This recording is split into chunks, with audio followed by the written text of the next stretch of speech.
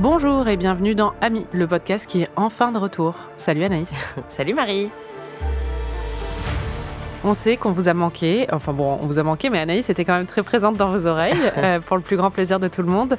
Mais vous aussi, vous nous avez manqué. À partir d'aujourd'hui, on inaugure notre hors-série d'été. Après des chefs-d'œuvre du 7e art comme Twilight et 50 nuances degrés, et des séries bonbons comme Bridgerton, on s'attaque à une nouvelle saga cultissime qui a rythmé notre vie de jeunes adultes. Cette saga, c'est Hunger Games, qui est quand même un peu meilleure que Twilight et 50 nuances degrés. Je sais pas, moi je crois que je vote pour Twilight en number one. Bon, Twilight est plus drôle, malgré elle.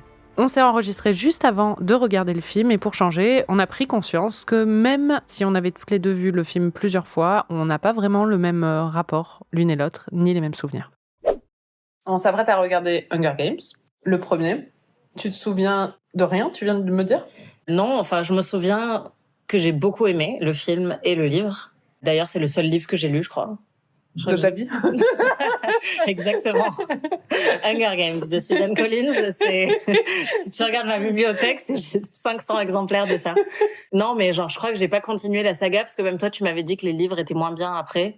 Après, ils sont moins bien, mais ils sont quand même bien. Ouais. Je me souviens que, j'ai beaucoup aimé lire le livre et que le film, honnêtement, je me souviens même plus si je l'ai vu au cinéma ou, chez moi. Et tu l'as jamais revu depuis ? Si, je l'ai revu, je pense 1 ou 2 fois, mais à l'époque, tu vois. Ouais. Et je me souviens qu'il y a Péta, le petit Péta, et que j'aimais bien cet acteur. Et il y en a un grand qui est joué par un frère, non pas Gallagher. Hemsworth. Ah oui, voilà, un frère Hemsworth qui n'est pas le plus beau. Et je me souviens de I Volunteer as Tribute. Ouais, bon, parce que ça, c'est devenu... Et il y a une petite, c'est sa sœur, c'est ça ? Elle veut sauver sa sœur. Ouais, il y a 2 petites dedans. Ok. Mais à part ça, non, je me souviens que le premier, c'était le plus excitant. Si, je me souviens que la fin est génialissime. Que la fin du film est vraiment géniale. Ils s'affrontent tous les deux. Il reste elle et Petit Péta. Il y a une espèce de twist où, en fait, au lieu de s'affronter, ils vont survivre tous les deux ou un truc comme ça. Ils niquent le game, quoi. Et là, tu te dis, c'est vraiment cool.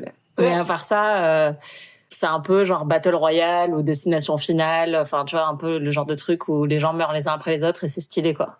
Mais à part ça, non. Toi, tu l'as beaucoup revu ? Ouais. Déjà, j'ai lu le livre, je pense, plusieurs fois. Ouais. J'ai lu toute la saga et le premier, il se lit tellement vite que parfois... oui, c'est vrai que je me souviens, j'ai dû le relire 2 fois, un truc comme ça, parce que c'est le genre de truc, en une après-midi, je me disais, tiens, si je relisais Hunger Games, quoi. Ouais. Et le film, je l'ai vraiment beaucoup vu, hein. Je pense que je l'ai vu, je dirais peut-être pas 1 fois par an, mais presque. Depuis qu'il est sorti. Ah ouais, j'adore cette saga. Ouais. Et je pense que... Même les autres films, parce que moi, je me souviens que les autres films, j'ai moins aimé.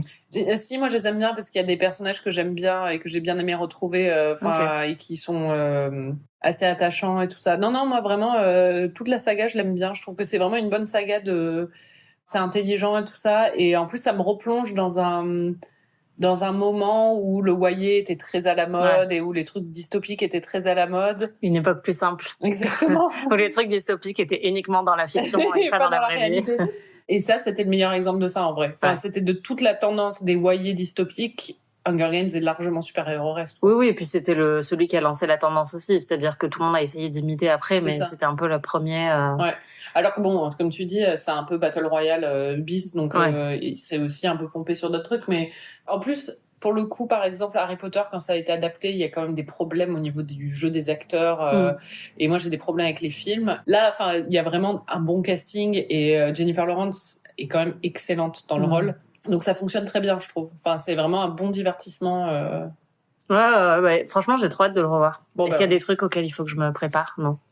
Non, mais tu l'as vu en plus. Oui, mais franchement, je m'en souviens très peu, je pense, par rapport à toi. Non, je pense pas qu'il y ait des choses auxquelles il faut que tu te prépares. Ok. Bon, c'est parti. On se retrouve vendredi pour débriefer tout ça. Et si vous voulez suivre la saga avec nous, sachez que les films sont disponibles sur Amazon Prime Video. À la semaine prochaine. Salut. Amis est un podcast d'Anaïs Bordage et Marie Telling, produit par Slate Podcast. Production éditoriale, prise de son et réalisation, Aurélie Rodriguez.